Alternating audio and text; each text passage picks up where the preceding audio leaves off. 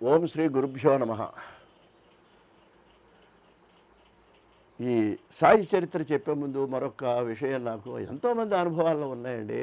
ఆయన నమ్ముకుంటే మనస్ఫూర్తిగా నమ్ముకోవటం అంటే మనస్ఫూర్తిగానండి. ఆ నమ్మినప్పుడు కళ్ళమ్మడి నీళ్ళు రావాలి. నువ్వు ఇప్పుడు వాడు అంటాడు చూడు, అది గజేంద్రులాగా నీవే తప్ప నితప్పరం పెరుగా మన్నింపందగు దీనును అనే స్థితిలో నమ్ముకోవాలి. అనే స్థితిలో నమ్ముకుంటే పరమాత్మ గజేంద్రుడిని కాపాడాడు, ద్రౌపదిని కాపాడాడు, ఇలా ఎంతోమందిని, ధ్రువుడికి సాక్షాత్కారం ఇచ్చాడు. అందువలన మనం ఆ నమ్మే స్థితిని, చేసే ప్రార్థనను బట్టి మనకు ఆయన ఎప్పుడు మనని కరుణిస్తాడో అనేది ఉంటుందండి. అందువలన దీనికి ఈ సాయిబాబాను గురించి చెప్పే ముందు నా స్వానుభవం కూడా ఒకటి నేను మీకు మనవి చేస్తానండి. ఎందుకంటే ఆ అనుభవం అయిన దగ్గర నుంచి నేను అంతకుముందు నేను గురువారాలు ఉపవాసం ఉండేవాడిని కాదండి. ఇప్పుడు చెప్తాను. ఈ అనుభవం అయిన దగ్గర నుంచి ఈ రోజు వరకు ప్రతి గురువారం కూడా ఆ సాయిబాబా కోసం నేను ఉపవాసం ఉండి రాత్రి భోజనం మానేయడం, అది ఒకటే అనుకున్నాను. నా జీవితం అంతా అలానే మానేయాలనుకున్నాను. ఆ విధంగానే ఇప్పుడు ఉపవాసం చేస్తున్నాను. ఏమిటంటే జరిగిన సంఘటన, మా పెద్దమ్మాయికి వివాహమైనటువంటి రోజుల్లో వాళ్ళు విశాఖపట్నంలో ఉండేవారు. అక్కడికి ఇంకా కాపురానికి కూడా మేము పంపలేదండి. ఊరికే జస్ట్ ఆ అమ్మాయి ఇంకా అప్పటికి ఎంసీఏ ఫైనల్ ఇయర్ చదువుతున్నది, అత్తగారింట్లో ఉన్నది. ఊరికే మమ్మల్ని అక్కడ పంపాము. భర్త వచ్చి పెడుతుండేవాడు, ఆయనేమో వెస్ట్ బెంగాల్ ఎక్కడో ఉండేవాడు. ఇట్లా గడుస్తున్నది.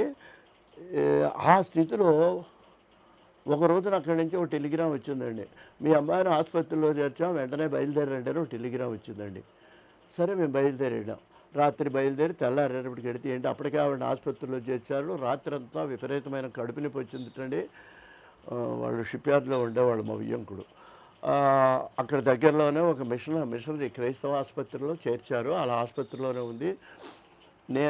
మేము వచ్చే వరకు వాళ్ళు ఎదురు చూస్తున్నారు డాక్టర్లు. మేము వెళ్ళంగానే, అయ్యా మరి ఎలా వచ్చిందో తెలియదు, ఈవిడికి ట్యూబ్లో ఒక ప్రెగ్నెన్సీ అని, ఇప్పుడు ఇవి ఉంటాయి కదా ట్యూబ్స్ గర్భసంచికి, దాంట్లో ప్రెగ్నెన్సీ వచ్చింది, అది రాకూడదు, అది వెంటనే ఆపరేషన్ చేయాలి, లేకపోతే ఆవిడకి ప్రమాదం అని చెప్పారు. చెప్పేటప్పటికి ఆలోచించి సరేలేండి అని నాకు ఎందుకో ఒక ఆలోచన వచ్చి, అయ్యా మరి మీరు చెప్తున్నారు రైటే, అది నిజమా అబద్ధమా అంటానికి ఏదో ఒక పరీక్ష ఉంటుంది కదా, ఆ పరీక్ష చేసిన తర్వాత మీరు చేయండి, మిమ్మల్ని నేను వద్దంటాను లేదన్నా. మీకు డబ్బులు ఎక్కువగా ఉంటే చేయించుకోండి, ఏమిటి పరీక్ష మీరు చెప్తున్నాగా, మా అనుభవంలో ఇలా విపరీతమైన కడుపులో నొప్పి వచ్చిందంటే ఇదే కారణం, అది ఆలస్యం కూడా చేయకూడదు, ఇవాళ సాయంకాలం లోపుగా చేసేయాలి అని వాళ్ళు ఖచ్చితంగా చెప్పారండి. కాదండి అంటే మనిషిని కదపకుండా తీసుకెళ్ళాలంటే, మా వియ్యంకుడు ఆయన ఏదో అప్పుడు షిప్ యార్డ్లో చేసేవారు, ఆయన కారు పంపించారు, కదలకుండా కారులో తీసుకెళ్ళి పరీక్ష చేయడానికి లోపలికి తీసుకెళ్ళారు. ఏదో ఎక్స్రేనో ఏవో ఉంటాయి కదా, అవి తీయటానికి తీసుకెళ్లారు. అక్కడ నాకు ఎదురుగుండా సాయిబాబా ఫోటో కనిపించిందండి. వెంటనే దండం పెట్టుకున్నానండి. మహాత్మా ఏది ఇప్పుడు కాపురానికి పంపించిన తర్వాత ఏదో పురుడు వచ్చింది, పిల్లలు పుట్టారంటే అప్పుడు ఆపరేషన్ చేశాడంటే దానికి అర్థం ఉంది. ఏమీ లేకుండా ఈ ప్రారంభ దశలోనే ఈ విధంగా పిల్లకి, మా మొదటి సంతానం ఈ విధంగా ఆపరేషన్ చేయటం నాకు చాలా బాధాకరంగా ఉంది. స్వామి నువ్వే నన్ను కాపాడాలి, ఈ పిల్లకి ఈ ఆపరేషన్ చేయకుండా నన్ను రక్షించు అని మనస్ఫూర్తిగా ఎదురుకుండా సాయిబాబా, షిర్డీ సాయిబాబా ఫోటోకు నేను మనస్ఫూర్తిగా విశ్వాసంతో దండం పెట్టుకున్నానండి. 10 నిమిషాలు వాళ్ళు బయటకు వచ్చారు. వచ్చిన తర్వాత వాళ్ళని అడిగా, అయ్యా రిపోర్ట్ ఎట్లా ఉందన్న. ఏమి లేదండి, వాళ్ళు అన్న ట్యూబు పిగిల్చి అది ఏం లేదు, ఆల్రెడీ నార్మల్గా ఉంది, ఆపరేషన్ అవసరం లేదు, ఈ డాక్టర్లు చూపెట్టున్నారు.